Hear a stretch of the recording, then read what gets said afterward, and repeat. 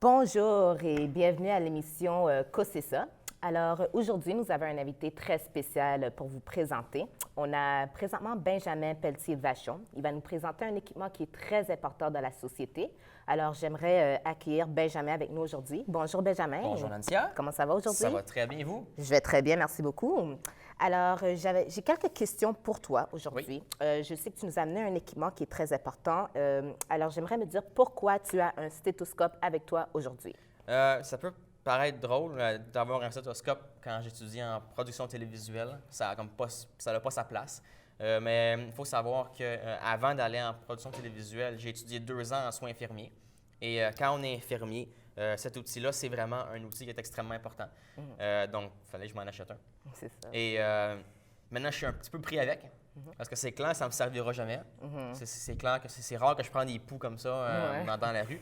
Donc, c'est ça. C'est grâce à mon passé que je me suis retrouvé avec un stéthoscope. Ah, OK. Bien, je peux te dire que ça te va super bien. Bien, merci. Alors, peux-tu nous dire à quoi ça sert exactement, ce stéthoscope? Bien sûr. Donc, dans le fond, un stéthoscope, ça sert à 2 choses primordiales. Ça sert en termes médicaux, on dit faire l'auscultation cardiaque et l'auscultation pulmonaire. OK. En français, ça veut dire écouter le cœur et écouter les poumons. OK. On utilise le gros diaphragme ici pour écouter, dans le fond, les battements cardiaques, s'il y a des sifflements. On l'écoute à 2 endroits spécifiques au niveau de la cage thoracique. OK. Et on écoute aussi la respiration pulmonaire, donc la rentrée d'air et la sortie d'air au niveau des poumons, pour voir s'il y a des bruits anormaux, s'il y a de l'eau dans les poumons ou s'il y a un problème respiratoire. OK, bien c'est bien. Puis, est-ce que tu peux nous dire comment on utilise le stéthoscope? Bien sûr, bien sûr, bien sûr. Donc, dans le fond, c'est quand même assez simple. Donc, on utilise ces 2 embouts-là qu'on met dans nos oreilles, of course, et on les insère comme ça ici au niveau des oreilles. Et ensuite, on tient cette partie du stéthoscope entre nos 2 doigts comme ça. OK. Et comment ça fonctionne pour écouter le cœur? C'est qu'on s'aligne dans le 5e espace entre les côtes, juste en dessous ici. OK. Donc, on compte 5 espaces au milieu de la clavicule. OK. Pour les hommes, il faut vraiment compter. Pour les femmes, le truc, il faut aller juste en dessous du sein. Ah, C'est OK. ça le truc que j'ai trouvé avec le temps. Donc, on place notre stéthoscope vraiment dans l'espace qu'il y a ici. On met le stéthoscope et on entend très bien le cœur battre. OK. L'autre endroit qu'on peut utiliser, c'est dans le 2e espace, de l'autre côté de la cage thoracique. Là, on a accès au 2e ventricule du cœur, le ventricule droit, OK. qui est un bruit très, très différent. OK. Au niveau des poumons, c'est très simple. On demande à la personne de se tenir droit. On enlève le chandail. Et dans le fond, il y a un mouvement qui s'appelle le mouvement en escalier qu'on utilise pour balayer, dans le fond, le dos. Et on part d'en haut et on balaye graduellement. Et à chaque fois qu'on pose le stéthoscope, on demande à la personne de prendre une grande inspiration et une grande expiration. OK, je comprends. L'important, c'est de vraiment aller chercher les 3 lobes principaux des poumons. Donc, les lobes supérieurs, les lobes inférieurs et le lobe latéral qu'on a au niveau du côté droit. Ah, OK. Donc, et chaque lobe a vraiment des bruits spécifiques anormaux à ces lobes-là. Souvent, par exemple, dans les lobes inférieurs des poumons, on va entendre de l'eau parce qu'avec la gravité, l'eau s'accumule dans le bas des poumons. Donc, c'est là qu'on va entendre vraiment des bruits particuliers. C'est vraiment des bruits reliés à un crépitement. Donc, ça va vraiment sonner comme Malheureusement, ben, c'est quasiment tout le temps qu'on a aujourd'hui. Pas de problème. C'était un plaisir de vous avoir avec nous. Alors, restez des nôtres. Dans un instant, on va accueillir Thierry Ringimbal. Il va nous parler de son PC. Alors, je suis sûre que vous ne voulez pas manquer ça. Alors, restez des nôtres. Merci encore, Benjamin. Ça fait plaisir.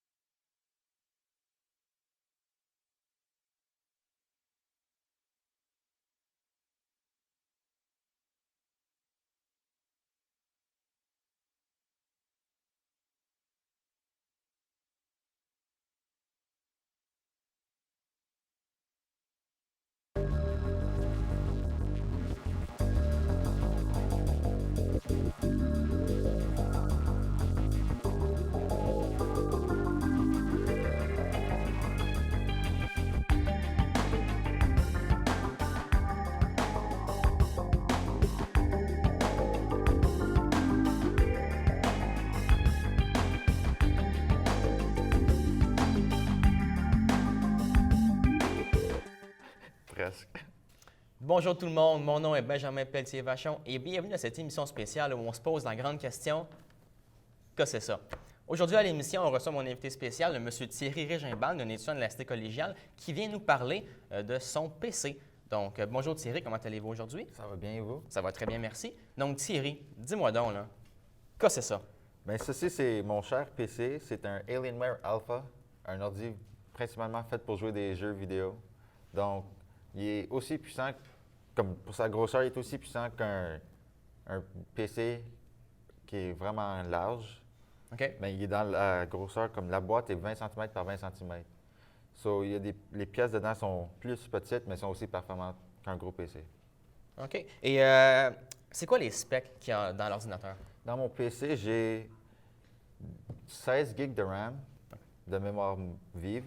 J'ai deux hard drives, un hard drive de 1 TB HDD, puis un SSD de 512 GB. Une carte vidéo NVIDIA GTX 960. Et puis, j'ai deux ports USB 3 en avant, ici. OK. En arrière, j'ai deux ports HDMI. J'ai HDMI out, HDMI in, so je peux brancher, comme mettons mon PlayStation ou un lecteur Blu-ray dedans. OK. J'ai deux autres ports USB 3 et puis j'ai un port USB 2 en dessous de l'appareil. OK, quand même, quand même. Et tout ça dans cette petite boîte-là? Oui, c'est vraiment un des plus petits PC les plus performants. Comme dans les gros PC performants, ça c'est comme le plus petit que tu peux acheter. OK, ah, quand même, quand même. Ouais. Et dis-moi, c'est quoi la différence entre le disque dur que tu disais HHD et SSD? Un disque dur HHD, c'est un disque dur avec des disques dedans. Donc, l'information est gravée sur des disques de façon numérique. So, il y a des lasers qui le livrent. Puis un SSD, c'est tout numérique. Alors, c'est beaucoup plus rapide. Alors, Ok, parce ouais. que ça ne tourne pas, puis ça fait moins de bruit. Puis... Donc, c'est mieux avoir un SSD qu'un HDD. Oui, c'est meilleur avoir un SSD, mais c'est plus cher. OK. Puis est-ce que tu pourrais nous montrer les petites lumières qu'il y a sur l'ordinateur? Oui, sur mon... Mais tous les ordi Alienware, il y a des lumières dessus. So, ici, il y a une lumière, mais j'ai mis bleu. Il y a la lumière ici pour ouvrir le power, le logo de Alienware, puis un triangle ici pour faire de la lumière. Et tu peux configurer les lumières avec une application sur l'ordinateur. Donc, je peux changer les couleurs à rouge, jaune, n'importe quelle. Puis, je peux les changer pour, mettons, j'ouvre Skype, je peux mettre les lumières bleues comme ça. Si j'ai Google Chrome ouvert, je peux ouvrir les lumières, je peux les mettre jaune, vert, ou je peux changer les couleurs pour n'importe quelle application. Il y a des jeux qui sont compatibles avec ça. So, si je joue puis je suis en train de mourir, les lumières vont flasher rouge. OK. Ouais. Et ton PC, à quoi il sert principalement? Pourquoi tu l'utilises? Mais j'ai acheté ce PC vraiment pour jouer des jeux dessus parce que des Alienware, c'est pas mal fait pour ça, pour remplacer mon PlayStation. Mais j'utilise beaucoup aussi pour faire mes travaux d'école parce que je peux avoir Microsoft, Word et tout ça dessus parce que ça run sur Windows 10. OK. Faire des jeux, je peux faire du montage vidéo dessus, je peux OK. faire n'importe quoi vraiment qu'un ordi fait, mais c'est principalement pour jouer des jeux. Ah ouais, fait que donc, tu peux vraiment faire tout sur ça, là. Oui. Non, mais c'est vraiment intéressant. Donc, mais merci beaucoup Thierry d'avoir venu passer quelques minutes avec nous. Je vous remercie beaucoup. Mais vous, à la maison, restez avec nous parce que la semaine prochaine, nous allons recevoir Jordi qui va venir nous parler de ses précieux souliers Nike. Donc, restez avec nous et à la prochaine. Merci Thierry. Merci.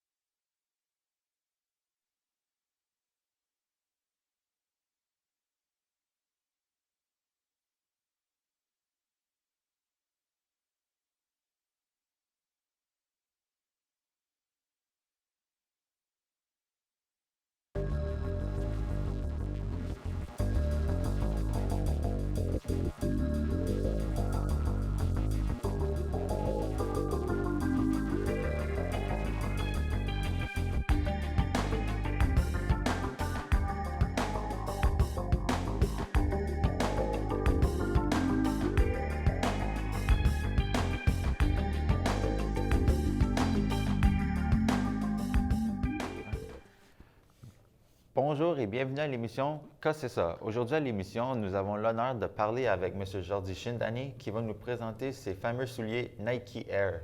Bonjour Jordi, comment allez-vous aujourd'hui? Ça va très bien et vous? Ça va très bien. Bon Jordi, ces souliers-là sont vraiment spéciaux pour vous? Oui, c'était mes premiers souliers rouges que j'ai. Premiers souliers rouges, c'est des Nike Air, je vois. C'est quelle sorte de Nike Air? C'est des Nike Air Way Up. Way Up. Qu'est-ce qui rend ces souliers spéciaux pour vous?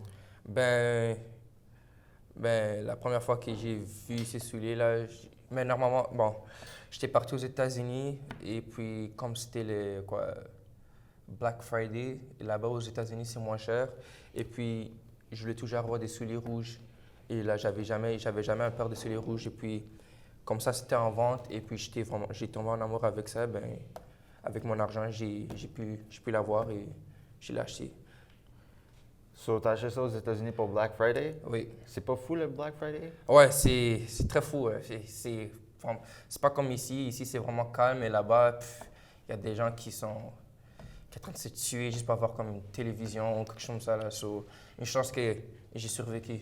Pour des beaux souliers. Oui. Donc, les souliers sont quelle pointure, vos souliers? Ben, ces souliers-là, je l'ai pris ça il y a comme 3 ans passés. Donc, 3 ans passés, c'était... Bon, c'est des 8. C'est ça, ouais, c'est 8, mais les souliers, mais ces souliers aussi ils ne sont pas vraiment longs. C'est vraiment la façon comment Nike a créé ça. Ils ont juste vraiment mis les souliers gros. Je ne sais pas si vous pouvez voir ici, mais comme ici, là-bas, si je monte comme ça, c'est vraiment gros, mais comparé à ici, c'est comme... Ouais, c'est ça. Ils ont juste... Donc, ils sont plus larges que longs. Ouais, c'est ça. OK. On voit ici les contrastes entre le blanc et le rouge. J'aime vraiment le logo rouge ici. Oui. Est-ce que vous savez pourquoi est-ce qu'ils ont décidé de faire comme ça? Dans la recherche que j'ai faite, ils avaient dit qu'ils voulaient faire vraiment la compagnie Nike voulait vraiment faire des souliers simples. Donc, ils ont juste pris... Bon, mais ils ont mis plusieurs couleurs, mais la couleur que moi j'ai prise, c'était rouge et blanc. J'ai vu aussi dans ma recherche qu'il y avait comme blanc et jaune et tout ça. C'est juste vraiment des 2 couleurs simples et ils ont juste mis des souliers gros et puis c'est ça. Je vois aussi que vous portez en ce moment des Nike. Est-ce que Nike, c'est vraiment votre compagnie de choix? Ben moi, je porte vraiment des souliers de quoi? Il se manquait de la marque. On va dire que je suis peut-être un sapeur, mais c'est ça. Oui, j'ai d'autres paires de souliers aussi Nike et j'ai un paire de souliers de Adidas et aussi des sandales Adidas. Mais vraiment, ouais, je suis all-in pour les Nike. Qu'est-ce qui vous rend si passionné aux souliers Nike? Pourquoi Nike? Ben, je sais pas, là, avec les logos, si on parle de Nike, on peut déjà savoir que c'est populaire. C'est populaire aussi avec... la compagnie Nike a aussi fait beaucoup des franchises avec les sports, comme avec basket. Ils ont le soccer, je sais pas, tennis et tout ça, n'importe quel sport. Nike est vraiment reconnu tout partout dans le monde. Donc, comme moi j'aime quelqu'un qui aime la marque. Et puis, donc c'est ça. J'ai juste tombé en amour. J'aime aussi comment le crochet il a été fait. Là. Ça a l'air comme, on va dire comme un sourcil à l'envers, mais c'est ça. Malheureusement, c'est tout le temps qu'on a aujourd'hui. Merci d'être venu nous parler de tes souliers Nike Air. La semaine prochaine, nous aurons Guillaume Tremblay-Leclerc qui va venir nous présenter sa guitare Les Paul. C'est sa guitare préférée. Merci d'avoir regardé Que c'est ça. À la semaine prochaine. Salut.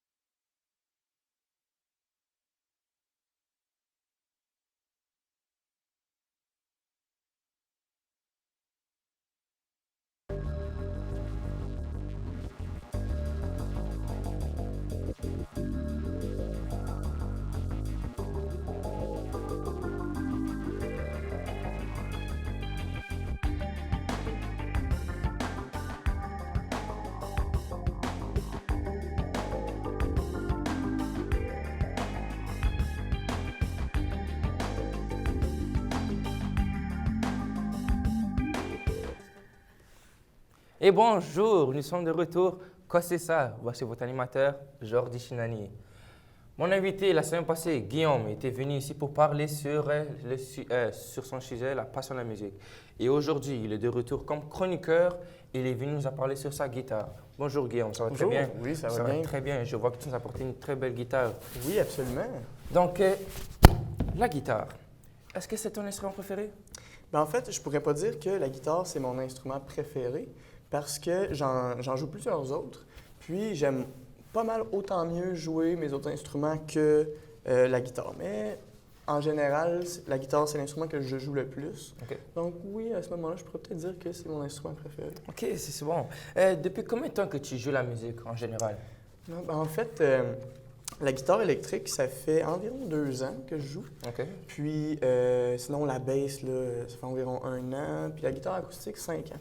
Donc j'ai commencé avec la guitare acoustique, on pourrait dire que ça fait 5 ans. OK. Ouais.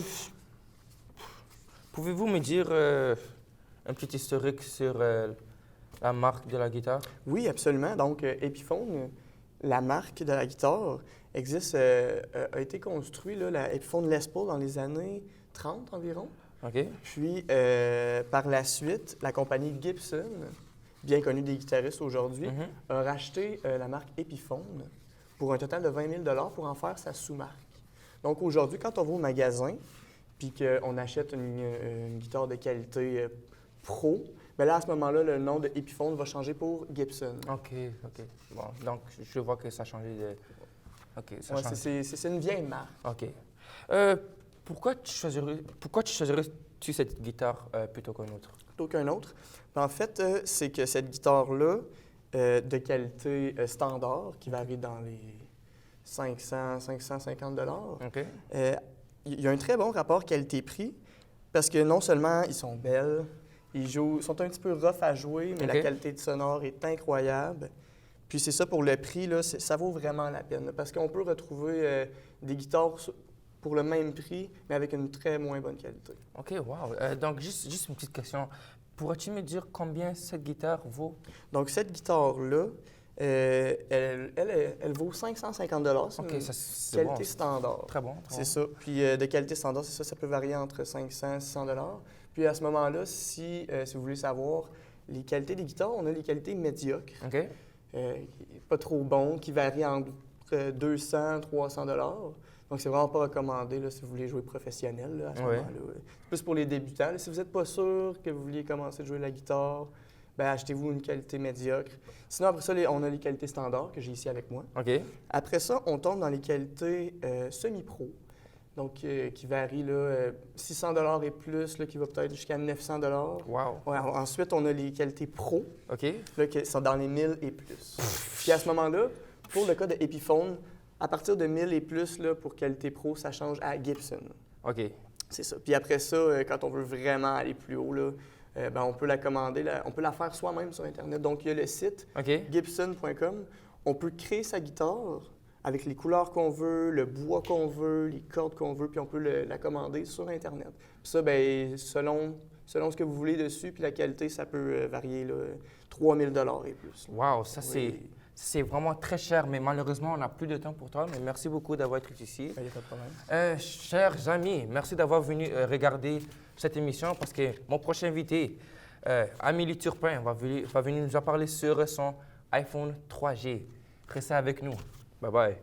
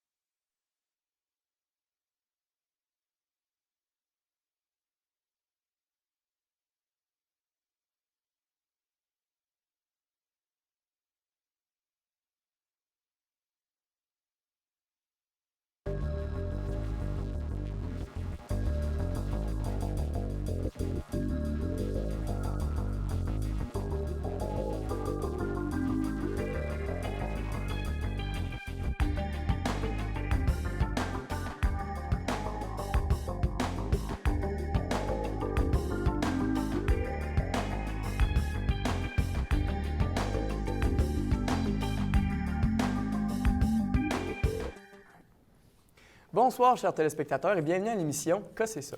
Ce soir, j'ai l'honneur de vous présenter à une jeune femme qui a une valeur sentimentale pour son irremplaçable iPhone 3G. Elle est avec nous ce soir pour nous en parler. Bonsoir, Amélie. Bonsoir. Ça va bien? Oui, vous? Ben oui, absolument. Ça ne vous dérange pas, je vais passer tout de suite à la première Non, question. c'est correct. Donc, parlez-nous un peu de votre iPhone 3G. Ben, l'iPhone 3 GB, c'est vraiment un smartphone. Tu peux appeler avec. Il y a certaines applications comme Apple Store que vous pouvez aller chercher des jeux. Apple Music pour la musique, parce que les jeunes écoutent beaucoup de musique, alors c'est intéressant pour eux de l'avoir. Comme vous voyez, c'est vraiment basic comme forme, parce que vous ne pouvez pas avoir d'arrière-plan vraiment, tu n'as pas beaucoup de choix. Et dans les nouveaux modèles, eux, ils ont le choix de mettre un arrière-plan sur leur page principale, mais dans le cas-ci, vous ne pouvez pas. Vous avez par exemple le iPod qui est vraiment intéressant. Pourtant, qu'est-ce qui est vraiment, je trouve, poche, c'est que dans ce modèle-là, vous n'avez pas la photo de l'album ou de l'artiste. Alors, il faut vraiment que tu te souviennes du nom de la tune ou de l'artiste, que souvent, il y en a des visuels qui le voient juste à l'image. Mais je trouve ça très intéressant parce que quand vous le tournez de bord, vous pouvez tourner les tunes comme ça et c'est beaucoup plus dynamique et intéressant de le faire ainsi. Ah, c'est agréable, ça. Oui. Ah, c'est Et cool, ça. toutes les applications peuvent être retrouvées sur n'importe quel iPhone. OK. Ah, c'est bien, ça. Oui. Puis quand on parle de iPhone 3G, Ouais. est-ce que le 3G veut dire qu'il y a 3 gigs dans Non, l'iPhone? ça veut juste dire que, en fin de compte, ça veut pas rien dire. C'est juste que c'est la deuxième génération et pour de vrai, vous pouvez avoir 16 gigs dessus, 32 gigs. OK. C'est à votre guise, à votre choix. Plus qu'il y en a, plus que vous avez de mémoire et de possibilités de mettre des jeux. Oui. Comme dans mon appareil, j'ai 16 gigs, mais OK. si je mets un jeu dessus, ça va buster et je ne pourrai pas jouer parce qu'il va bugger tout au long. OK. Donc, à ce moment-là, là, combien vous pouvez mettre de musique environ avec votre Bien iPhone? là, j'en ai environ 500, OK. mais je pourrais encore en rajouter parce qu'il me reste encore beaucoup d'espace, de rangement. Mais c'est ça. Ah, c'est plaisant, ça. Ouais. Puis, est-ce que vous, votre iPhone, vous l'avez là, 24 heures sur 24 avec vous, à votre chalet, partout? Non, effectivement, parce que si je l'amènerais avec moi, il faudrait toujours que j'aille la charge, parce que vu que c'est la deuxième génération, sa charge, elle ne se garde pas longtemps, alors elle se vide très vite, Oh. ce qui fait que c'est vraiment pas agréable quand tu pars en voyage et là, j'ai oublié ma plug, j'ai plus d'iPhone, plus de musique, alors évidemment. ou n'importe quoi. Pour les enfants aussi, c'est pas agréable parce que eux, dans la route, ils jouent longtemps et pour eux, ben ça se vide trop vite. Oui, bien évidemment, Ouais. c'est sûr. Moi, j'aimerais pas ça m'acheter un Ouais. iPhone qui dure pas longtemps, ça, c'est bien sûr. Non. Puis, je vais passer à la deuxième question. Quelle est l'entreprise qui fabrique cet appareil? Eh bien, cet appareil-là a été créé par Apple Inc., qui a été créé en 1976 par Steve Jobs. La compagnie conçoit et crée des modèles de téléphones iPhone, iPod. Ils ont aussi créé des Mac, des ordinateurs Mac. Il y a la montre Apple Watch OK. qui ont sorti bientôt, qui viennent de sortir, la série 2. Et il y a aussi beaucoup de modèles qui vont sortir dans les années à venir parce que c'est une compagnie qui inspire confiance aux gens et les personnes veulent toujours avoir de la Malheureusement, nouveauté. désolé de vous couper ici. OK. C'est déjà la fin de l'émission. Merci beaucoup d'avoir été à l'émission avec nous. Revenez-nous la semaine prochaine où nous vous présenterons Brooklyn Aubu qui nous parlera de ses patins à roues allumées. Merci beaucoup et bonne fin de soirée.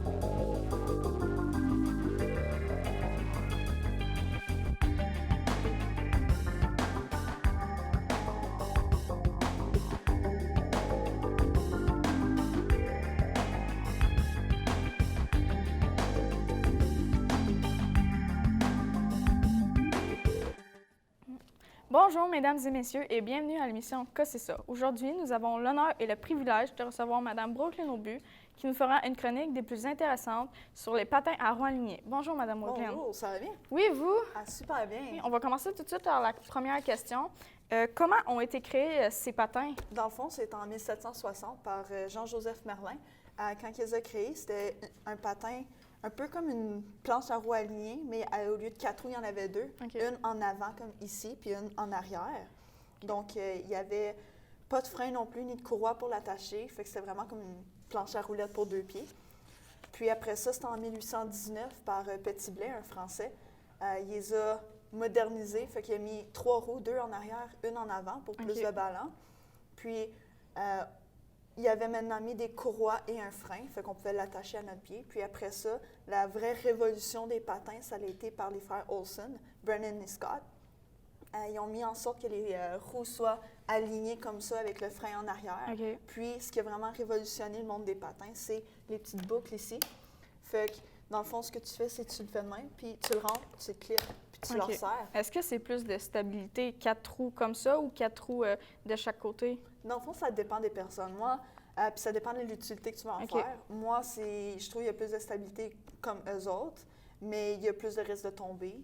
OK. Mais Ça, c'est plus ça pour dépend faire des du goûts. sport ouais, aussi. ça, c'est plus sport. OK. Est-ce que vous pouvez aller chercher d'autres couleurs ou c'est vraiment juste ces couleurs-là? Oui, il y a plusieurs couleurs, en fait. Ça dépend aussi des marques. Il y a certaines OK. marques qui vont faire, mettons, en noir et rouge comme les autres. Moi, c'est des Bauer à 72 mm. Fait que cette marque-là, moi, je l'ai pris en noir et rouge. OK. Mais ça dépend vraiment. Il y en a aussi avec des courroies au lieu des boucles. Mais OK. C'est au choix. Ouais. OK. Est-ce que c'est compliqué patiner? en fait, non. C'est comme apprendre à marcher. C'est sûr qu'au début, tu vas tomber, tu vas te faire mal. Mais au fur et à mesure que tu avances, tu vas juste gagner en vitesse puis t'améliorer. OK. Comment on choisit bien nos patins? Dans le fond, ça dépend de ce que tu veux en faire. Si jamais tu veux faire de la vitesse des courses, tu vas y aller avec des roues plus grosses. Fait que, mettons, OK. des 90 mm, ça serait comme environ OK. ça de gros. OK, ouais. Si tu fais du sport intensif, il faudrait que tu prennes des patins qui supportent ta cheville. Comme ça, ici, moi, c'est des sports, fait qu'ils supportent ma cheville. Puis, si tu veux juste faire des randonnées, tu peux prendre des petits trous.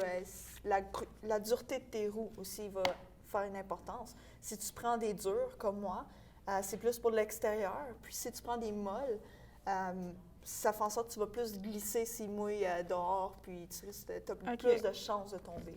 OK. Comment on préserve nos patins? Parce que, En fait, comme il y a- je le vois, vous avez beaucoup d'usure. En fait, il y a plusieurs façons, mais il y a beaucoup de monde qui ne savent pas 2 choses. La première chose qu'il faut faire, c'est quand on a fini d'utiliser nos patins, c'est mieux de les laisser sécher à l'air. Donc, pas les mettre dans un sac à dos ou dans un sac, c'est juste de les traîner dans ses mains ou Pourquoi? attachés. Parce que sinon, ça garde son humidité, puis le OK. tissu à l'intérieur va s'user. Les roues risquent d'en prendre un coup aussi. Puis OK. l'autre chose, c'est la rotation des roues. Fait qu'on va prendre, mettons, nos roues, puis la roue ici OK. va se ramasser ici, puis la deuxième va se ramasser sur la 4e ici. Donc, OK. ça fait en sorte que l'usure des roues va changer de place, fait que OK. changer de bord, donc ça va s'user moins vite. OK. Puis c'est souvent ça que le monde pense pas faire. OK, alors c'est vraiment... Mais désolé, c'est tout pour aujourd'hui. Revenez-nous la semaine prochaine où Abdoulaye Berry nous parle de ses écouteurs Bose. Ne manquez pas ça, ça va être une émission intéressante. Merci beaucoup d'être venu à notre émission. J'aurais aimé en apprendre plus.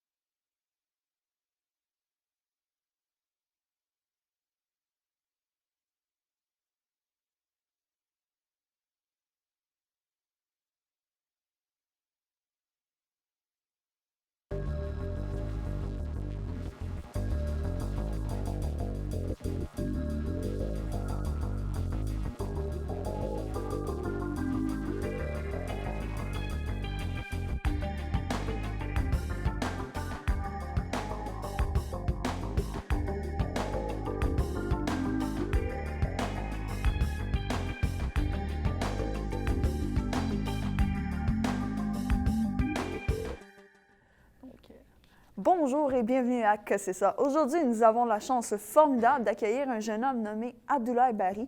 Il vient nous parler de son casque Bose QC25. Il adore vraiment ce casque, donc il a décidé de venir nous rejoindre. Donc, bonjour, Monsieur Abdoulaye. Ça va bien? Bonjour, ça va bien et toi? Ah, ça va super bien. Donc, est-ce que vous pouvez nous présenter brièvement votre casque? Oui, alors c'est le casque QC25. Donc c'est le deuxième modèle de la famille Quiet Comfort de Bose. Donc les Quiet Comfort, ce sont les casques à réduction de bruit active.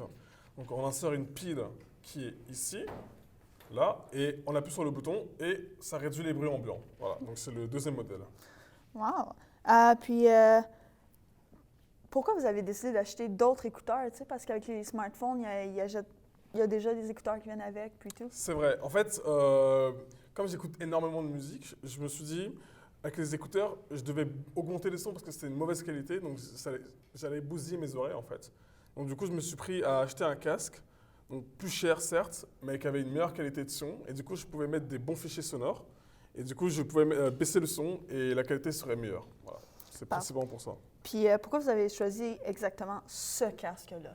Alors, j'ai beaucoup cherché entre différentes marques. Et je suis parti en magasin pour le tester parce qu'il faut vraiment le tester pour y croire. Et en magasin, j'étais bluffé, complètement bluffé. La réduction de bruit était incroyable. Le casque est neutre, donc pour tout type de musique, c'est vraiment, vraiment bien. Alors, vous pouvez l'essayer d'ailleurs, mettre le casque sur votre tête et Parfait. activer la réduction de bruit. Ah oui, oui. Ah, c'est impressionnant. Ah ouais, c'est Voilà. comme... Voilà, On dirait que tout est éloigné. c'est là. ça, c'est comme dans une bulle en fait, Ah. c'est vraiment impressionnant. C'est super. Ouais. Puis, c'est quoi environ le prix de cet appareil? Alors ce prix, je l'ai acheté 6 mois après sa sortie. Donc je l'ai acheté à 250 avec les Black Friday. Mais sinon, il coûtait 300 en fait. D'accord. Voilà. Puis, est-ce que vous le conseillerez à quelqu'un... à qui vous le conseillerez? Ce casque, alors je conseillerais ce casque aux personnes qui voyagent beaucoup en transport en commun. Parce que comme il réduit les bruits ambiants, surtout les médiums, donc les médiums c'est pour les sons du métro par exemple, les sons on continue, ça aide vraiment bien à réduire les sons. Dans le tramway c'est bien, dans le bus c'est bien, dans l'avion c'est excellent. Pour les personnes qui écoutent plusieurs styles de musique et qui changent en fait, donc c'est vraiment bien parce qu'il est neutre. Et donc voilà. Et aussi pour les personnes qui ont de l'argent parce qu'il coûte assez cher je trouve. Voilà. D'accord. Puis, dans quel environnement bruyant il est le plus performant? Alors, je pense que le plus performant, c'est dans l'avion. Dans l'avion, il est vraiment, vraiment bien. C'est-à-dire que quand j'ai mis mon casque pour venir ici au Canada, j'ai pas entendu les bruits de réacteurs. C'est-à-dire que j'étais dans mon casque et même il y avait des hôtesses de l'air qui m'ont dit de retirer mon casque parce qu'elles connaissent ce modèle de casque et savent très bien qu'on n'entend rien du tout avec le casque allumé en fait. Donc j'ai pris l'avion et c'est nickel. Dans le métro, c'est vraiment bien aussi.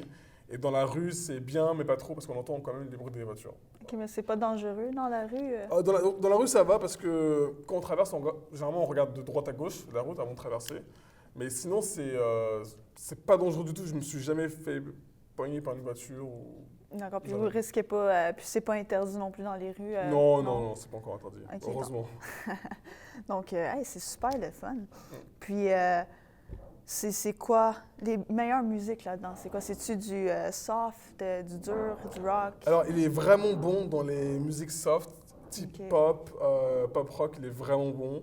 OK, mais c'est bon à savoir, mais c'est tout le temps qu'on possède, Pas de malheureusement. souci. Donc, chers téléspectateurs, restez avec nous parce qu'après la pause, nous accueillons Camille Bégin qui vient nous parler de son EpiPen, qui lui a sauvé la vie plusieurs fois. Donc, restez avec nous. Voilà. OK, ouais. Puis, j'ai vraiment été rapide. Je me souviens pas que ça allait se finir. C'est pas grave, Yeah. Yeah, puis, yeah.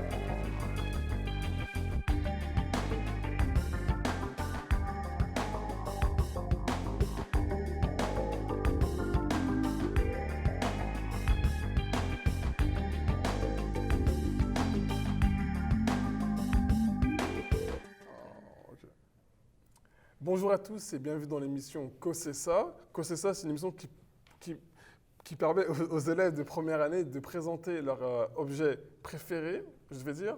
Aujourd'hui, nous recevons Camille Bégin qui nous présente son EpiPen, un objet fort utile pour sauver sa vie. Bonjour Camille, comment tu vas? Bonjour, ça va bien toi? Ça va super bien, merci de venir ici. Alors, quels sont les signes qui indiquent qu'on doit utiliser l'EpiPen? Il y a plusieurs symptômes. C'est sûr qu'il y en a les 3 principaux. C'est dans le fond tout ce qui est relié avec la peau, la bouche et la gorge. Mais dans le fond, pour la peau, c'est comme l'apparition de plaques rouges.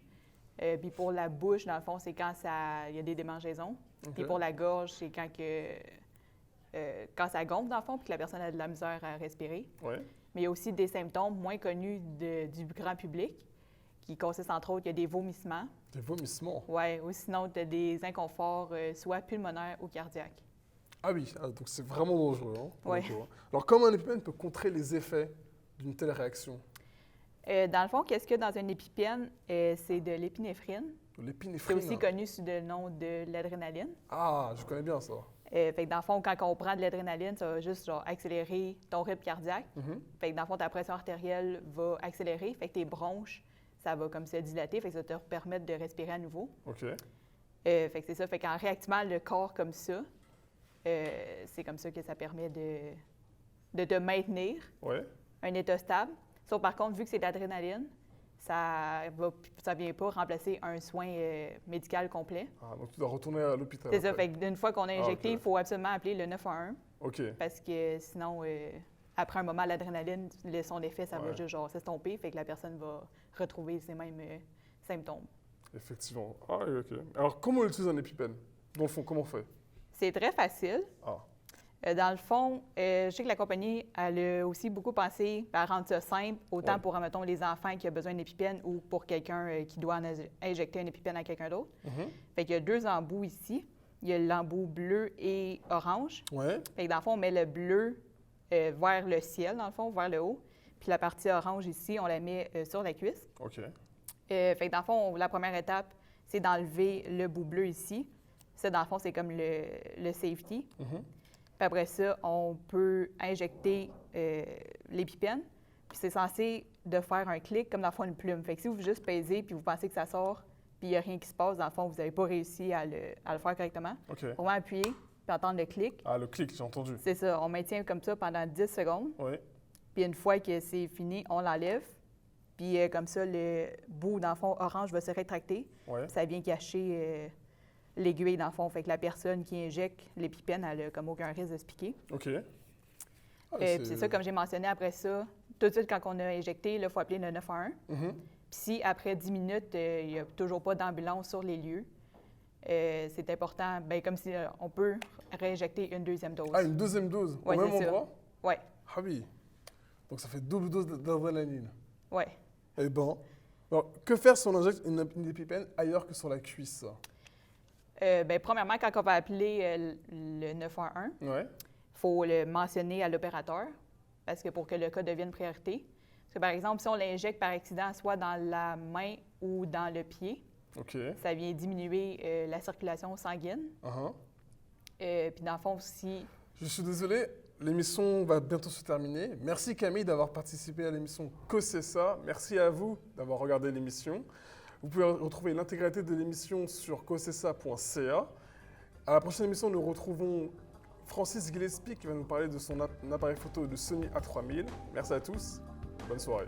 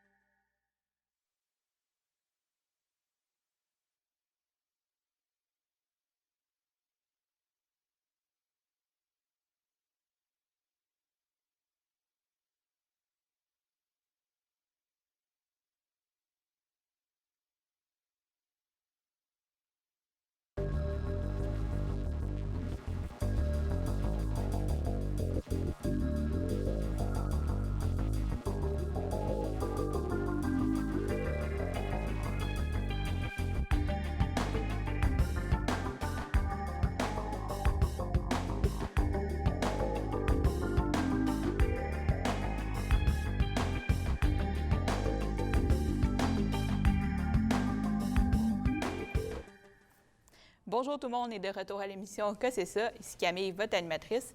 Et aujourd'hui, j'ai la chance de vous présenter une chronique qui sera fort intéressante en compagnie de M. Francis Gillespie, qui vient nous parler de la caméra Sony A3000. Francis, bonjour. Bonjour. Ça va bien? Ça va bien, toi? Ben oui, merci. Commençons. Peux-tu nous dire qu'est-ce que c'est ça? Bien, ça, c'est la caméra Sony A3000, une caméra DSLR avec une lentille de base de 18-55, donc à monture E.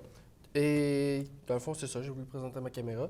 Et pour donner comme accessoire, dans le fond, j'ai amené avec moi un panneau LED. C'est juste pour vous montrer en gros c'est quoi que ça peut avoir de l'air, quels accessoires qu'on pourrait rajouter, tout ça. Donc, j'ai juste amené pour ça, dans le fond. Ah, OK. Dans le fond, quand tu t'es acheté la caméra, est-ce que ça venait avec ou tu l'as juste il fallait acheté que j'achète séparé? à part parce que c'est un accessoire, dans le fond, qu'on rajoute, tout ça. Mais il y a des kits qui se vendent si on va acheter des caméras avec plusieurs accessoires, comme les trépieds, tout ça, des micros. Et il y en a une, justement, qui vient avec un panneau LED. Ah, OK. Quelles sont les caractéristiques de ta caméra? Bien, dans le fond, on me parlait un petit peu d'histoire. La caméra, dans le fond, a été sortie et commercialisée par Sony en 2013. C'est une caméra qui est sortie de base. Dans le fond, c'est une caméra de base d'entrée de gamme qui nous permet d'avoir des images quand même acceptables. Et pour parler un peu de son capteur, un capteur de type CMOS, si je me rappelle bien, qui est sans miroir, donc tout est électronique, que ce soit le viewfinder et l'écran LCD en arrière, c'est tout du numérique. OK. Donc, ça nous permet d'avoir des images quand même assez claires. Et la lentille, c'est une lentille de type E-mount, dans le fond, pour les Sony, et toutes les caméras Sony qui prennent des lentilles E-mount, avec un capteur APS-C qui prend des montures E, justement, et elle fait du 20.1 mégapixels, dans le fond, en photo et en vidéo. Est-ce que tu voulais monter un exemple de ton capteur? Oui, dans le fond, si vous voulez Vu voir... qu'il n'y a pas de miroir. Oui, dans le fond, c'est pour vous montrer un exemple du capteur qui n'a pas de miroir. Si je prends une photo, vous allez avoir à peu près ça. Je ne sais pas si on peut voir le bien à la caméra. Ça donne un bel effet quand même qu'on voit que c'est vraiment juste un rideau qui ferme. Ouais. Et on ne voit pas nécessairement un miroir se relever pour prendre une photo. C'est une belle technologie, là. Oui, j'aime ça. Parlant de lentille E, dans le fond, est-ce que ça voudrait dire si j'avais aussi une caméra Sony, mais comme différente de ton modèle, mais que j'avais aussi des lentilles E, est-ce que ça voudrait dire qu'on pourrait changer? Oui, toutes les caméras de type Sony à monture E sont compatibles avec toutes les lentilles caméras Sony à monture E. Si jamais on a une lentille qui est comme, par exemple, il y a aussi le monture A, qui nous permet d'avoir des plus gros capteurs, pour des plus gros capteurs, tout ça, il faudrait acheter un convertisseur. On pourrait mettre un convertisseur qui passe de monture E à A. On aurait malheureusement un peu de perte sur les bords, donc c'est quelque chose à prévoir. OK.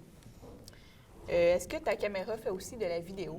Oui. Ce que j'aime surtout avec celle-là, c'est que les images sont belles, sont claires, et c'est juste nécessaire pour ce que j'ai besoin. Elle fait du 60i en 1080p, que ce soit en NTSC. On fait aussi du 30i. Et pour le PAL, c'est la version européenne, dans le fond, elle fait du 24i. Elle ne va pas plus haut que ça. Je pensais qu'elle faisait du 50i, mais finalement non. Donc, on a une qualité d'image qui reste quand même acceptable. Et ça permet, c'est ce que j'ai besoin, dans le fond, pour faire la vidéo. Pourquoi tu as décidé d'acheter cette caméra? C'est surtout parce que quand j'ai voulu l'acheter, moi, personnellement, mes finances me permettaient pas plus. Donc, j'ai acheté cette caméra-là pour pouvoir faire les vidéos, faire les photos, tout ça, sans nécessairement que ça me ruine monétairement. Et pour le prix, c'est vraiment pas cher. C'est correct, OK. Oui. Francis, ça va être tout. Ça va être déjà tout. C'est ça. J'espère que cette chronique vous a donné le goût de vous procurer une caméra. Soyez de retour la semaine prochaine parce qu'on parle de Carina avec Maxime Dupuis. Sur ce, merci d'avoir été à l'écoute et bonne soirée.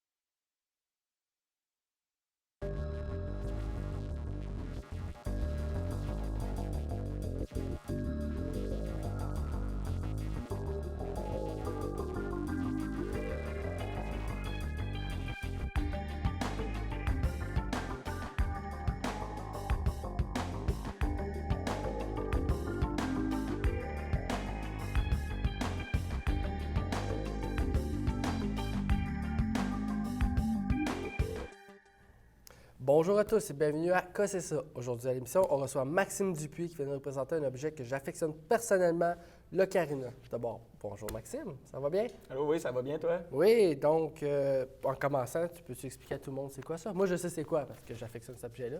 Mais Oui, c'est pas tout le monde qui connaît ça. non, là. c'est ça. L'objet que j'ai apporté aujourd'hui, c'est une ocarina. Celle-là, elle sort directement d'un jeu vidéo. C'est d'ailleurs pour ça que je l'ai. C'est comme un objet de collection. Le jeu, c'est Legend of Zelda. On voit ici, il y a un petit triangle. Ça représente très bien le jeu. Puis, en fait, c'est ça. Moi, depuis que je suis tout jeune, je joue à ce jeu-là. Puis, dans le jeu, il y a la flûte. Donc, quand j'ai eu un peu d'argent, là, j'ai voulu me l'acheter, c'est C'est ça. sûr, j'aurais fait pareil. Dans le fond, tu dis que ça vient d'un jeu vidéo. Lequel? Peux-tu comme, nous dire un peu d'où c'est qui vient, dans le fond? Oui, c'est ça. Legend of Zelda, ça, c'est un de mes jeux d'enfance. C'est quand même assez connu. Puis, tout au long du jeu, on utilise cet instrument-là pour faire différentes choses. Par exemple, voyager dans le temps ou se promener dans la carte. Puis, donc, à force d'entendre les petites chansons, à un moment donné, tu as le goût de les jouer quasiment. On les connaît par cœur, et par cœur, et par cœur. Oui, c'est ça. Dans le fond, est-ce que tu pourrais expliquer un peu l'origine, tu sais que ça vient? Est-ce qu'il y a plusieurs styles? Est-ce qu'il y a plusieurs choses? Oui, moi, avant de m'en procurer une, je croyais même pas que ça existait. Je pensais qu'il avait inventé ça pour le jeu. Puis finalement, avec une couple de recherches, j'ai vu que c'est un instrument qui est vieux de plus de 12 000 ans. Oh, wow. Avant, c'était considéré plus comme un jouet, mais maintenant, on peut vraiment dire que c'est un instrument. Puis, celle que j'ai apportée ici, elle a 12 trous. On peut en voir quelques-uns à l'avant, puis à l'arrière, il y en a 3 ici comme ça. D'accord. La position qu'on met nos mains aussi est assez étrange. Je vais avoir une main comme ça, puis l'autre, elle va être à l'envers comme ça. Ce qui est assez bizarre quand même, c'est pas assez commun non plus. Oui, c'est ça, c'est là. rare. Là, d'habitude, ça se tient pas comme ça. Non. Puis, ça peut aller de 2 trous jusqu'à même 24. Celle qui a 24 trous, elle va être pas mal plus large, puis les trous vont être sur le côté. OK. Tu nous en as pas parlé mais sais-tu, tu nous as dit que c'était un instrument qui était vrai. Est-ce qu'on sait d'où c'est qui vient? Ouais. Est-ce que tu peux dire un peu? Des ocarinas de plusieurs modèles là, ont été retrouvés un peu partout. Il y en a retrouvés en Afrique, en Chine, au Pérou. Puis, c'est ça, dans le fond, comme j'ai dit tantôt, c'est très vieux. Il y en a qui étaient fabriqués au départ dans des écorces de fruits, puis, ou sinon dans de la terre cuite. Ceux-là sont faits en céramique. OK. Est-ce que l'instrument est quand même assez dur à maîtriser? Vu qu'on voit comment les mains se placent et tout, ça doit être assez compliqué. Oui, c'est j'imagine? ça. Moi, je l'achetais vraiment par collection. OK. Mais si quelqu'un voudrait apprendre à en jouer, il pourrait.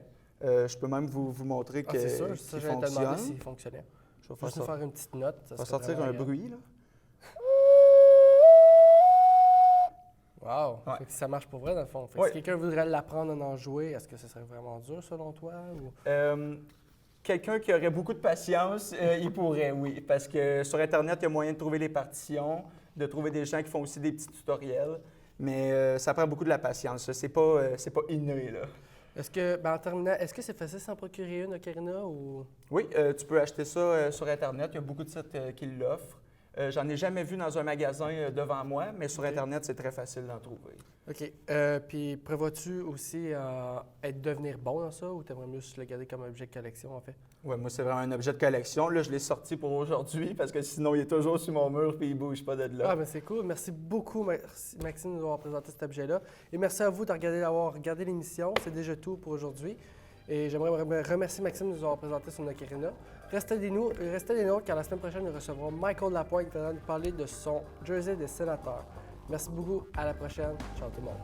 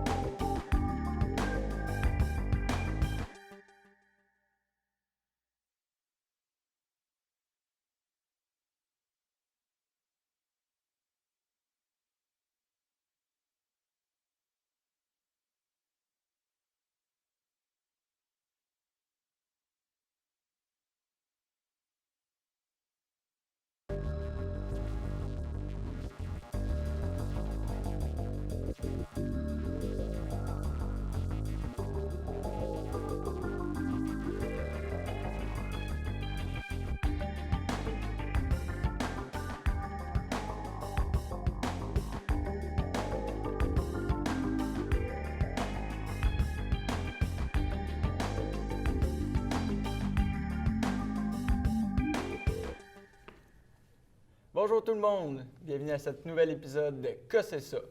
L'émission où on en apprend un peu plus sur les objets de la vie de tous les jours. Cette semaine, j'ai avec moi un invité bien spécial qui s'appelle Michael Lapointe. Il est venu nous parler d'un objet qu'il affectionne beaucoup, c'est le jersey du sénateur. D'abord, bonjour Michael. Bonjour. Ça va bien? Ouais, toi? Oui, ça va. Je pense que tu es content hein, de nous parler de ça. Ouais. Bon, on va commencer tout de suite. Qui est-ce qui a inventé... L'inventeur qui a inventé les jerseys de Sands, c'était Tony Michal. OK. C'est lui qui invente des jerseys des sénateurs depuis le 23 mai 1991. OK. Puis ça, c'était quand les sénateurs ils ont débuté dans la Ligue nationale. Mais il était avant dans 1940 ou 30. OK. Ça, là, ils ont arrêté, puis là, ils ont revenu pour être dans la Ligue encore pour gagner la Coupe Stanley. Ah, OK. Ouais. Fait que c'est lui qui s'occupait de ça. Ouais. Où est-ce qu'on peut acheter un jersey comme ça? On peut acheter le jersey à un magasin de sport, comme Sport Check, n'importe où. OK. Ou tu peux aller à le stadium, l'aréna de hockey, OK. dans le Canada ou aux États-Unis. Puis ils peuvent vendre de Toronto, Montréal. Il va en avoir de toutes les équipes. Oui, toutes les équipes. Mais c'est sûr qu'il va y avoir le plus des sénateurs, parce que les sénateurs sont quand même bons. Toi, c'est tes préférés, fait que Ouais. c'est sûr que ce serait les sénateurs. Oui. Est-ce qu'il y a un nom sur un de tes jerseys? Oui, sur celui-là, il y a un nom qui s'appelle Chris Neal. Tu peux tenir ça. Oui. On va le montrer. Chris Neal est un joueur de sénateur. Puis dans ce samedi, ça va être son 1000 ans pour jouer avec les sénateurs. OK. Puis là, il veut prendre sa retraite avec les Sens. Il y a le plus de pénalités contre les sénateurs. Je m'excuse. Oui. Puis là, le plus que j'aime de lui, c'est quand il bat avec des personnes. OK, c'est un bagarreur. Oui, il peut battre des personnes qui sont 6 pieds 5, comme Zdeno Chara, lui, comme 6 pieds 9, puis il a déjà battu. Puis là, ça, c'est comment je suis impressionné de comment il fait, comment il joue, comment il est plus frustré à les autres personnes. Fait que t'es fier de porter son nom sur toi. Ouais. Ah, c'est bien. Ouais. Puis l'autre, c'est juste pas de logo ni rien. L'autre, c'est juste un jersey bien régulier. Oui, bien régulier. Pas de nom, puis c'est avec un O. Puis l'autre, c'était avec les sénateurs. Puis des fois, il y en a qui ça dit juste les Sens. OK. Puis il y en a des Away, n'importe quoi. Oui, il y en a un pour chaque. Ouais. Ah, c'est bien. Comment est-ce que tu fais pour coudre un jersey, toi? Pour coudre un jersey, c'est comme tu peux prendre une machine à coudre, puis tu peux faire. Ou tu peux faire à la main, ou demander à tes amis s'ils vont en coudre, parce que tu ne veux pas faire toi-même, puis tu as des erreurs. Mm-hmm. So, eux, ils peuvent faire. Tu peux aller à la magasin pour demander s'ils peuvent coudre un. Pour toi, je ne sais même pas combien c'est. Je pense que c'est 200 pièces pour coudre. Ah, quand même. Ouais. Puis moi, je ne veux pas coudre, j'aime juste acheter. Oui, c'est ça. Puis, là, tantôt, vous parliez de faire coudre, ça coûte à peu près 200 mais un Ouais. jersey comme ça, là, combien ça coûte? Pour le jersey avec un nom, Ouais.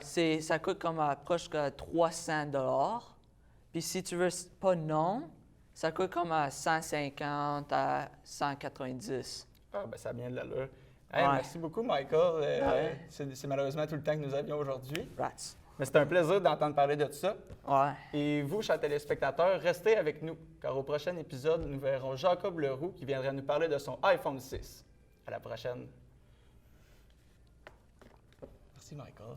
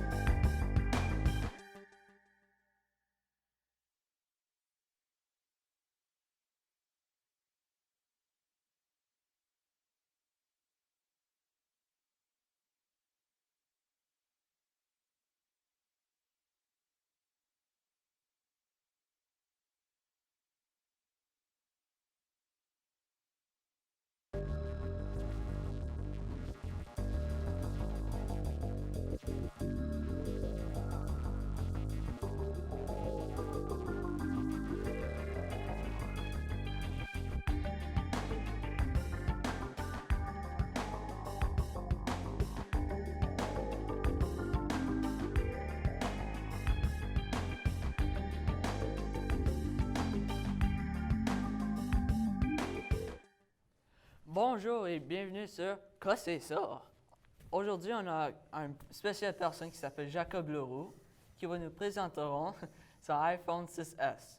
Puis après, on va demander c'est quoi la différence de l'iPhone 6S puis l'iPhone 7. Parce que peut-être je veux avoir un iPhone 7 ou un iPhone 6S. So, Jacob, ça va bien? Oui, toi? Ouais? C'est quoi exactement l'iPhone 6S? L'iPhone 6S, c'est un téléphone intelligent de Apple. Il est sorti l'année passée, en autour d'octobre. Puis maintenant, il a été remplacé par l'iPhone 7. Ouais. Seulement le prix du iPhone 6 est descend, puis d'après moi, il est plus avantageux. Mais l'iPhone 6, c'est quand même un des meilleurs téléphones intelligents qu'il y a sur le marché en ce moment. Ah, ça c'est bon. Oui. C'est quoi exactement le prix de l'iPhone 6S puis l'iPhone 7? Le prix va varier de si tu vas de compagnie à compagnie ou si tu achètes directement d'Apple. Mais le prix, environ le prix du iPhone 6 en ce moment, il est en autour de 600 $, 650 sans contrat. Parce qu'il y a eu l'iPhone 7 qui est sorti, sur le prix est descendu un peu. Ouais. Puis l'iPhone 7, lui, le prix du iPhone 7 est en autour de 1300 si tu veux ou 1400, dépendant comment de mémoire tu veux dans ton téléphone. Oh my gosh, Ouais. ça veut dire que je vais travailler plus fort pour avoir plus que beaucoup d'argent Ouais. dans mon compte pour Ouais. acheter un. Plus fort, ben, tu vas te dépenser tout de suite en achetant un nouveau téléphone. Puis après un autre, après un autre. L'année prochaine, moi, ça sera un nouveau pour t'en empoigner un nouveau. C'est toujours de même. So, si, comme tu es un parent, quel âge que tu peux donner à ton enfant l'iPhone 6S? L'iPhone 6S, honnêtement, achète-le juste si tu en as besoin. Moi, je vois des fois, je vois des enfants avec des enfants de 6e année avec leur iPhone 6, puis c'est comme non. Pogne-toi un iPod, c'est bien plus facile, bien plus. Comme tu vas mieux l'utiliser, tu n'as pas besoin d'un téléphone. iPhone 6, comme moi, j'ai pas eu un iPhone intelligent avant que moi je me l'achète par mes propres moyens. Oh, ça c'est toi qui as acheté ton Oui, propre. ça, c'est moi. J'ai ramassé des sous pour l'acheter, puis qu'un parent était comme, je t'achète pas un iPhone, comme quelque chose qui coûte cher. Oh, tu vas parce qu'il l'utiliser. veut que tu travailles Ouais. pour et plus quand tu s'en viens vieux, tu sais quoi faire dans ta vie plus. Oui. Ouais. Ça, c'est quoi tes intéressés dans l'iPhone 6S? Qu'est-ce que j'adore du iPhone 6S, c'est la fonction Force Touch ou 3D Touch, il y a deux différents noms, Ouais. qui ont intégré. Le Force Touch, c'est, si tu vas comme dans le menu principal ici, Ouais. tu vas juste peser plus fort sur l'écran. Tu vas Ah, voir qu'il y a wow. un petit menu qui est ouvert, puis c'est comme des raccourcis. So, comme si je veux texter comme ma blonde le plus vite possible, je force touch dessus, puis je peux avoir ma blonde direct ici. Je peux juste cliquer, Ah, c'est ça, ça c'est lui ouvre smart. l'app de Messenger, à place de cliquer 3 ou 4 places après. Ah, Ça c'est facilite vraiment la vie smart. comme pas mal beaucoup plus. Tu peux faire beaucoup plus d'affaires plus facilement. Oh, so si tu regardes un game de hockey, est-ce que ça directement dit c'est quoi les buts que tu as? L'iPhone ne fait pas ça par lui-même. Moi, j'ai un app qui s'appelle The Score, qui est juste une compagnie qui envoie les notifications à chaque fois. Ouais. Puis, qu'est-ce qui est cool, c'est quand j'ai pas de notification en ce moment, mais quand je reçois une notification, comme Ouais. j'en ai une ici, je peux juste cliquer dessus. Puis, s'il y a des options qui viennent par rapport à ça, par rapport à la notification qu'il a achetée, ouais? je peux les voir. Ou je peux juste recliquer dessus, puis ça va ouvrir l'app que la notification allait, puis de quoi ça Hey, parle. ça, c'est vraiment bon. Ouais. C'est comme je veux acheter un maintenant. Tu peux m'acheter un pour moi, pour ma fête. Si j'aurais l'argent, peut-être. J'ai pas l'argent en ce moment, ça, on va voir. Et c'est quand même bon, Oui. mais comme c'est quoi les autres différents? Avec ce qui est différent avec l'iPhone 6, Merci, Jacob, pour dire c'est quoi tes préférés. Et vous, comme va acheter un maintenant ou sauve ton argent, parce que moi après, je pars pour aller chercher un. Puis là, après la pause, on va parler avec Maxime Levesque qui va parler de sa planche à roulettes. À tantôt!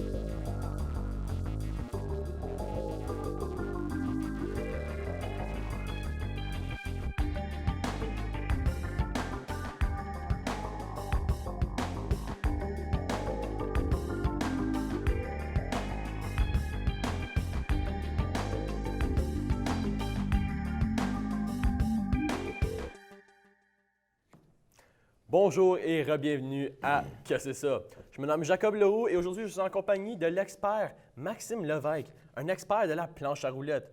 Aujourd'hui, Maxime va nous présenter un moyen de transport que beaucoup d'adolescents utilisent de nos jours partout dans le monde, la planche à roulettes.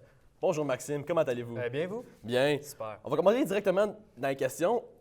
C'est quoi que tu as amené aujourd'hui? C'est comme quelle sorte? Alors, moi, pour la planche en bois, ce que j'ai apporté, c'est une Empire. OK. Ben de base. Ce n'est pas un pro modèle. Je vais l'expliquer dans plus. OK. Et puis bref, question rapide. Puis là, tu parles juste de la planche à roulettes. La C'est planche, ça, la planche et en non bois. les Oui, roues. exactement. Et non les roues. OK. Ça, dans le fond, je pourrais te le dire tout de suite. Ce qui se suit avec la planche, c'est les trucks, ici, avec les roues, Oui. les bearings à l'intérieur des roues. Et après ça, il y a la grip de l'autre côté, juste ici, la grip nord. Moi, j'ai une question de même. Sur quoi tu as dépensé le plus d'argent? La planche, les trucks, les roues? Ce qui est plus cher dans la planche, c'est les trucks. je Ah, dirais. vraiment? Oui. C'est assez plus cher parce que aussi sur des bonnes trucks, tu sais, c'est assez dispendieux, puis on veut tous s'en procurer des bonnes. Oh, c'est le contraire de ce que j'aurais pensé. J'aurais pensé que ce serait la planche, vu que c'est la partie. Ben, ça dessus. dépend encore là, tu sais. On peut toujours prendre des trucks moins chers que la planche en tant que telle, Ouais. c'est sûr, mais d'après moi, en moyenne là-dedans, c'est les trucks. OK. Puis tantôt, tu as parlé de pro modèle. Oui. C'est quoi exactement pro modèle? Puis comme... En fait, les pro modèles, c'est juste leur nom sur la planche à roulettes qui est marqué. OK. Puis c'est le dessin qu'ils ont créé, les pros, skaters, comme on dit.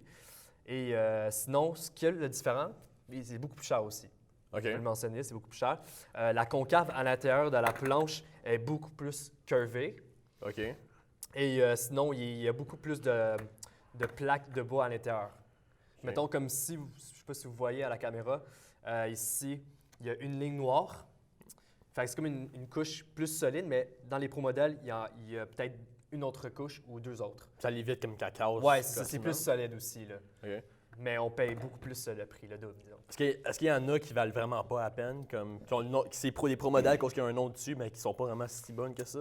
Ben, c'est sûr qu'il y a des pro modèles, mettons, en tant que marque, il y a beaucoup de marques de pro modèles. Oui. Comme je dis, les marques, il y en a qui sont plus connues, moins connues, mais ça fait que c'est quand même un pro modèle. D'après moi, ils sont faits de la même façon. Que eux utilisent. Oui, qu'eux utilisent. C'est différent. C'est tout différent. Fait que c'est sûr qu'il y en a un mieux que l'autre. Ouais. Ouais, T'as-tu une pro modèle chez vous? Non, j'en ai pas une chez nous. Je pense que j'ai eu peut-être 2 fois pro modèle dans ma vie. Là. OK. Ça a fait pas mal la job. Là.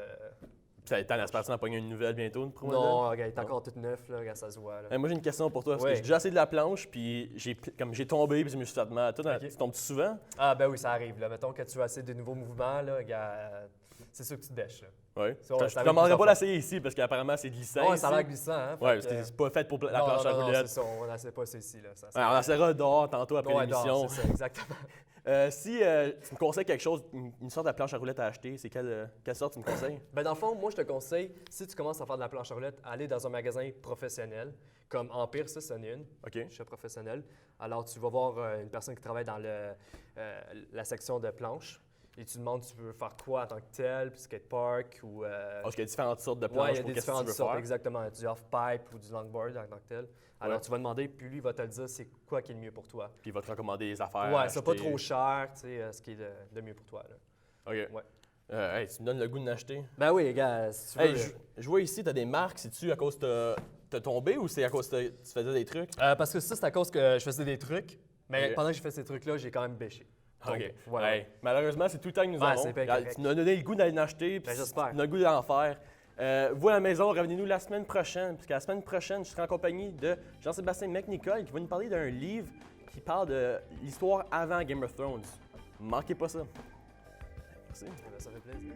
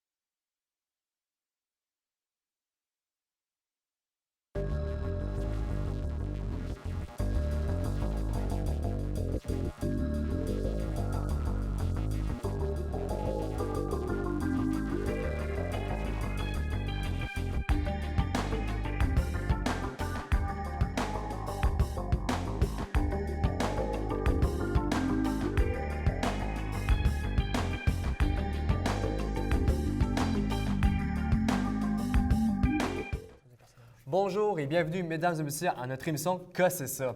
J'espère que tout le monde va bien. Aujourd'hui, nous accueillons dans notre studio Jean-Sébastien McNicol qui va nous parler du livre Le Trône de fer.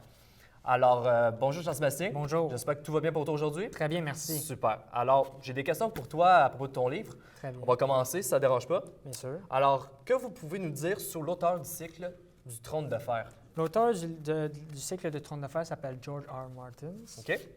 Puis, comme on peut dire, c'est un écrivain de science-fiction puis de fantasy. Puis, il est pas mal reconnu comme un Tolkien américain, on pourrait le surnommer. Oui, on entend beaucoup. Mais non seulement de ça, d'être un autre écrivain reconnu, il est également un scénariste puis un producteur de télé. Alors, c'est lui qui a fait les scénarios des... Un bon, d'ailleurs. Oui, les scénarios des 5 premières saisons de Game of Thrones, avant d'arrêter puis de laisser les HBO, le poste qui s'en occupe. OK. Oui, laisser HBO prendre le dessus parce qu'il faut se focusser sur ses œuvres. Puis ce qui est bon avec son univers à Tolkien, non pas à Tolkien, mais je veux dire Martin, c'est que lui, c'est comme plus des tons de gris, c'est jamais noir et blanc. Là. Chaque personnage, c'est un héros de leur histoire. OK. Ah, c'est intéressant. C'est ça qui est vraiment plus intéressant, parce qu'à un moment donné, le concept de gentil-méchant devient un peu trop... Il y a beaucoup de personnages aussi dans cette histoire-là. Fait que, super. Alors, ma prochaine question, pouvez-vous nous dire de quoi traite cet ouvrage en particulier? Cet ouvrage est considéré comme une encyclopédie sur les événements avant les événements de la série télé, s'il y en a qui voient ce que je veux dire. OK. Ça remonte jusqu'au temps des conquêtes par Aegon le Conquérant, ou Aegon le Premier, puis qui a conquis les 7 couronnes sur son dragon noir, Balerion la Terre Noire. OK, il y a même des dragons là-dedans. Là. Comme on peut voir sur votre livre aussi, j'ai vu, il y a un dragon. Oui, l'insigne du dragon, comme ici, c'est l'insigne de la maison Targaryen. OK. Ah, c'est super. Est-ce qu'on pourrait voir à l'intérieur de votre livre? Bien sûr. Pour voir le montrer aux gens à la maison? Et ça, c'est le trône de fer. OK. Super, des belles images aussi. Hein? Oui, ça, ce serait lui le conquérant. Aegon le Conquérant, c'est lui. OK. Hey, c'est beau. Wow. OK, super. Alors, ma prochaine question. Pourquoi avez-vous choisi cet ouvrage parmi tant d'autres? J'ai choisi cet ouvrage parce que, comme au roman, déjà que j'ai une passion pour le roman, c'est déjà parce qu'à cause l'idée du chapitre, c'est chaque fois, c'est pas tout le temps la même personne. C'est écrit sur le point de vue d'une personne. Alors, mettons, un chapitre va être écrit Jon Snow, mettons.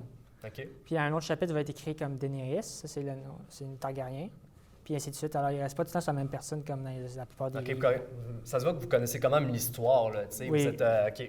Oui, j'ai lu, mais j'ai surtout choisi ce livre-là parce que je voulais partager ma passion pour Game of Thrones, puis montrer que un ouvrage qui peut t'apprendre un peu plus sur l'univers de Trône de fer, parce que malgré même qu'on écoute l'émission, il y a beaucoup d'affaires qu'on peut pas comprendre. Qu'est-ce qui serait bon pour commencer, mettons, le livre ou la série? Pour commencer? Je dirais de commencer avant avec la série télé pour avoir une idée. OK, parfait. Puis après ça, te référer un peu sur le livre, mais parce que, honnêtement, si tu veux pas avoir de spoiler, que tu te fasses révéler ou par accident, c'est mieux d'écouter la série télé avant que d'écouter ce livre-là, parce que je sais qu'il y a des spoilers. Puis, ouais, c'est ça, il faudrait pas comme... Puis il y a des petites erreurs, puis quelques omissions. Puis j'aimerais pas ça porter à confusion. Merci Jean-Sébastien. Malheureusement, c'est tout le temps que nous avons pour aujourd'hui. Ceci est une émission Que c'est ça. Restez donc, car prochainement, Jacqueline Morin va nous parler de ses lunettes de soleil. Alors, ceci est une émission encore de Que c'est ça. Merci et à la prochaine.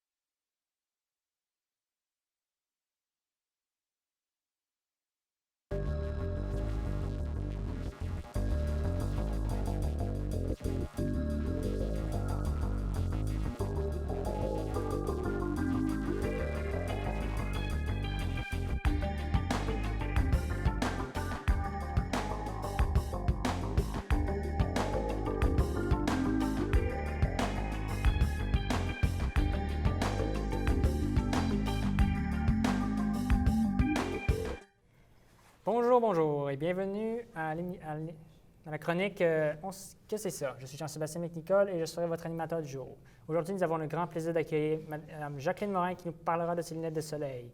Qu'allons-nous découvrir? Bonjour, Madame Morin. Comment allez-vous? Je vais bien et vous? Très bien, merci. Alors, nous avons quelques questions à vous poser. Est-ce que vous pourrez nous répondre? Oui. Alors, premièrement, de combien de temps les avez-vous eu, vos lunettes de soleil? Je les ai eues, ça fait un bout. Ça fait depuis l'année passée. Donc, c'est vraiment, disons, un miracle pour moi, avoir les lunettes de soleil si longtemps que ça. Souvent, je les utilise pas vraiment en ce moment, là, mais c'est vraiment un miracle pour moi en tant que personne. Là. Alors, comment ça c'est un miracle pour vous? J'arrête pas de casser mes autres lunettes de soleil, donc je me les assis dessus ou quelque chose de même. Donc, c'est vraiment mauvais, mais je suis vraiment clutch de même. Donc, je m'assis dessus, j'écarte, il y a du monde que j'emprunte, je ne retrouve jamais. Donc, je suis vraiment, j'égare tout partout, puis donc, c'est ça vraiment. Donc, c'est ça, j'ai acheté des lunettes, pas de lunettes de soleil, là, puis pendant ce temps-là, là, ça me dure, là, ça fait un an. Je vois. Oui. C'est correct, c'est compréhensible. Oui. Bon, alors, de quelle marque est-elle? Je sais qu'il y a plusieurs marques comme... il y a plusieurs marques populaires qui sont assez chères, mais je me demande si ces paires-là ont été chères pour vous. Celle-là, la paire-là spécifiquement, n'est pas vraiment chère. J'ai eu ça en rabais, donc c'était vraiment bien pour moi, parce que disons que je ne suis pas la plus riche personne du monde, donc souvent que je peux pas m'acheter des lunettes genre de grosses marques comme Gucci, quelque chose. Donc je me dis pourquoi pas American Eagle. Donc c'est quelque chose que je me dis pourquoi pas acheter de là. Intéressant. Alors est-ce que vous voyez bien au moins avec ce compte solaire? Oui, oui, certainement. Mais c'est ça le point, hein, des lunettes de soleil. Ouais. Donc c'est ça. Faut que tu parce que je sais qu'il y a certaines qualités sanitaires qui sont moins bonnes. Oui, il y en a qui sont moins bonnes. Donc j'en avais une couple de même, mais je préfère eux autres. Donc souvent, c'est ça. Alors c'est quoi l'histoire d'origine qui vous a derrière ces lunettes de soleil en particulier? Au début des temps, j'ai allé comme très loin. Pendant les âges jusqu'à les Inuits et très longtemps. Puis eux autres, qu'est-ce qu'ils faisaient à place de porter des lunettes de soleil comme vous voyez ici? On portait des lunettes de soleil, un prototype très différent. Donc, c'était des os, genre, qu'ils utilisaient. Et ça va aider à bloquer le reflet de la neige quand ils chassaient. Donc, c'était quelque chose qui les a vraiment aidés quand ça venait à faire la chasse ou n'importe quoi d'autre. Donc, c'est ça qu'ils utilisaient pour ça. Donc, ça a développé. Puis après, il y avait un inventeur anglais qui a ramassé les lunettes, puis on dit, pourquoi pas faire ça un produit? Donc, il a commencé à développer. Puis finalement, on est rendu aujourd'hui ici, où elles sont très bien développées. Puis vous avez mentionné un rabais. Combien a été votre rabais? Je suppose que ça a été un bon prix. Oui, c'était un bon prix. J'en avais eu actuellement 2 paires. J'en ai l'autre à la maison, mais ici, c'était la paire originale que j'ai eue. Donc, c'était 2 pour 1. Puis je m'étais dit, si je disons, en perdre ou en détruire en la cire dessus ou quelque chose. Donc, je me dis, pourquoi pas. Pour la prendre la plus cheap? Ouais, c'est ça. Donc, plus cheap, il y en a 2 en même temps. Si j'en casse un, je peux toujours me rendre à l'autre, là, genre. Donc, c'est ça. Donc, alors, la question finale. Est-ce que vous pensez en acheter d'autres? En acheter d'autres? Oui, probablement. Un point, je vais probablement les casser. Peut-être en été, c'est probablement sûr que...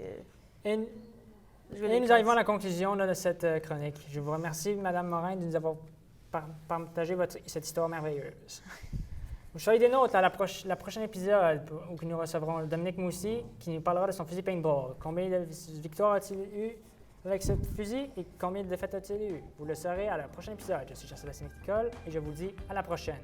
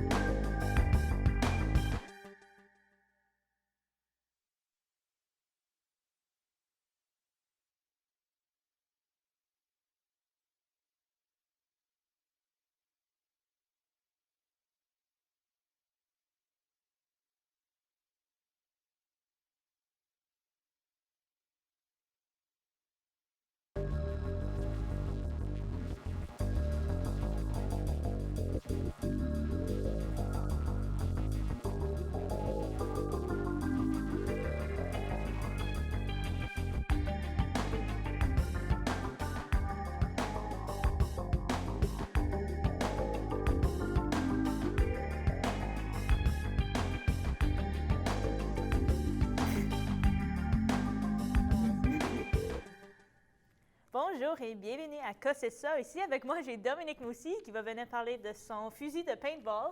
Donc, je suis sûre que tu as gagné plein de matchs avec, donc ça va?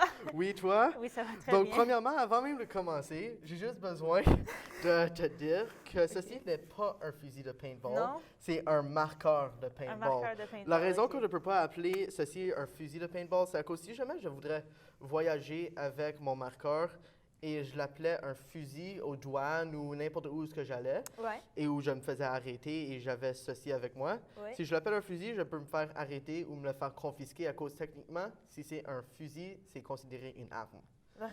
OK. C'est Donc, très ouais. intense, ouais. OK, je comprends. Donc, le marqueur de paintball. Exactement. Exactement. Donc, j'ai juste quelques questions pour vous. là. OK. Donc, quelle est l'origine de Planet Eclipse et de ton GO2? Donc, Planet Eclipse, premièrement, ça c'est la marque de ce marqueur. OK. C'est une très grande marque dans le monde de paintball. Ouais. Et comment ça a débuté, c'est que Planet Eclipse faisait des parties pour les marqueurs de d'autres compagnies. OK. Et donc, ceci a fait que c'est devenu très, très populaire et ça rendait les marqueurs de d'autres compagnies meilleurs en qualité. Ah, Et ok. donc, ils ont décidé, pourquoi pas nous faire notre propre marqueur, notre propre génération de marqueurs. Donc, ils ont commencé à faire le E-Blade, qui était leur premier marqueur de paintball, qui a été très, très, très populaire. Ouais. Ensuite, ils ont décidé, comme on a eu tellement de succès, pourquoi pas en faire un nouveau marqueur, qui a été le Ego. Mais ceci n'est pas un Ego, ceci est un Geo, c'est la génération après. Avec les lettres renversées. C'est ça, avec ouais. les lettres renversées. Le Ego puis le Geo. Mais pas la seule différence, mais une des grosses différences qu'il y avait entre le Geo et le Ego, Ouais. c'est que le Ego, c'était un poppet valve et ceci est un spoolie valve. Spoolie valve. Spoolie valve. OK. Ce que ça veut dire, c'est poppet valve. Ici, c'est la bolt du fusil, du marqueur, désolé. Ouais. Et donc là, la différence, c'est que le spoolie, c'était, ça pouvait rentrer à l'intérieur et c'était couvert de l'air, Ouais. ici. Et donc là, quand le Ego est sorti, ici, c'était ouvert, donc c'était à l'air. À l'air, OK. Et donc ça fait une grosse différence à considérer avec le bruit, donc de comment ça tirait Ouais. et aussi comment ça sentait dans les mains. Ah, OK. Donc, c'est deux compléments différents. À cause, l'autre, il y avait de l'air qui rentrait, puis celui-là, il fermait. Exactement. OK, je comprends. Et Donc- ensuite, après avoir eu beaucoup de succès avec le Ego, ils ont décidé d'inventer une complètement nouvelle génération qui était donc les Geos. Et c'est comme ça que les Geos, ils ont commencé. Puis tu préfères plus les Geos que rien d'autre? Oui, Oui. oui. Vraiment, les Geos, je sais pas comment le dire, c'est juste dans les mains, il y a une différence pour moi et c'est tout à propos du joueur et c'est vraiment le marqueur qui choisit le joueur. C'est le marqueur qui Oui, joue le- exactement. Et C'est donc comme- là, ce marqueur ici m'a choisi. C'est comme moi. Harry Potter, genre. Exactement, c'est un petit peu comme Harry Potter et les baguettes magiques. Parfait. Puis où est-ce que le Geo il est maintenant? Le Geo maintenant, donc ceci, donc en 2005, ils ont sorti avec le premier Geo. Oui. Et ceci, après quelques années, ils ont sorti avec le Geo 2, qui est celui que j'ai en ce moment. Oui. Et ensuite, ils ont sorti, donc ceci est un petit peu un plus vieux modèle, qui est Ok. sorti en 2010. Et maintenant, le Geo, où ce qui est rendu maintenant, c'est ils ont eu... Malheureusement, c'est-tu le temps c'est qu'on bien a. correct. Donc, merci beaucoup pour nous rejoindre à soir. Donc, la semaine prochaine, nous avons Mantiono qui va venir parler de son téléphone Nexus. Donc, restez pas trop loin. Donc, merci et bonne soirée.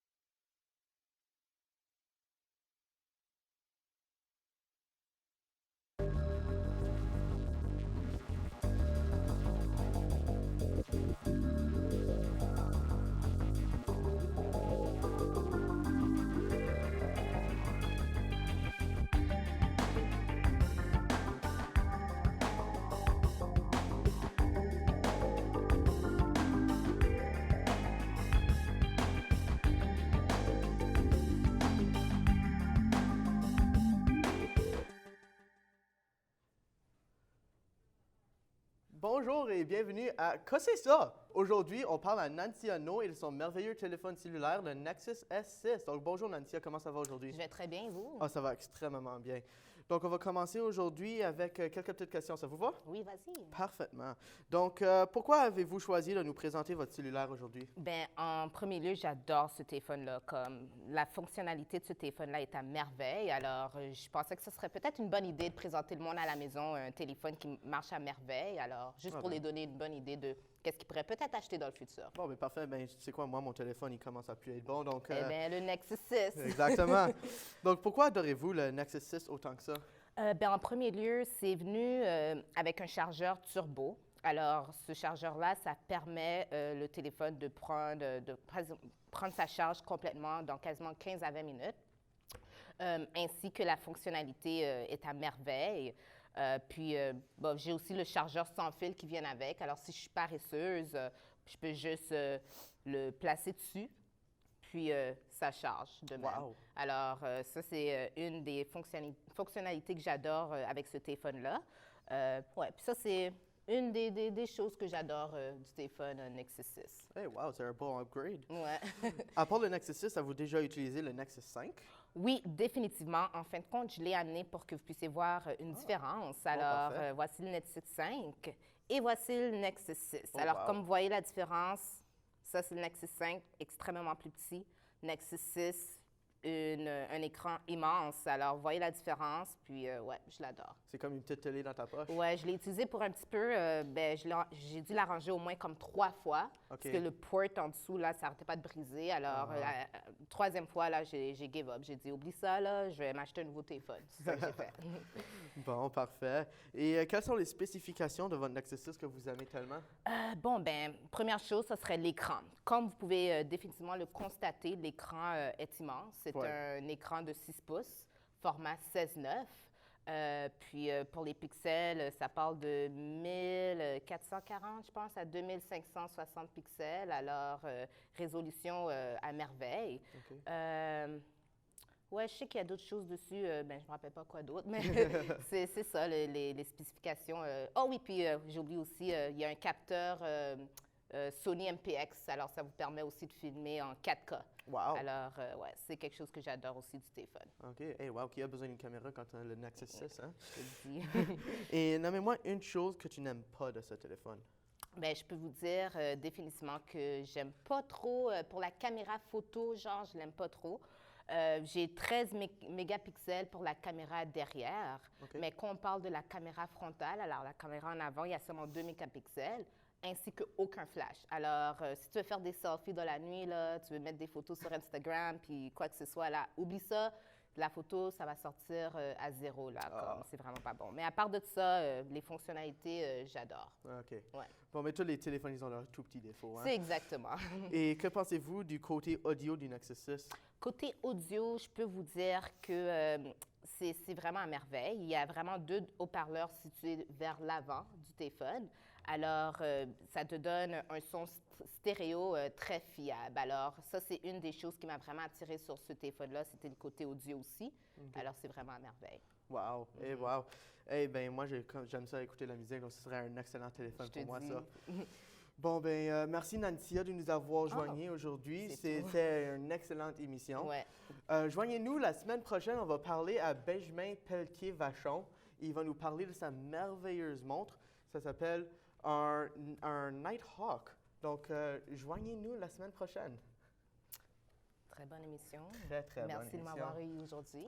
Merci d'être venu.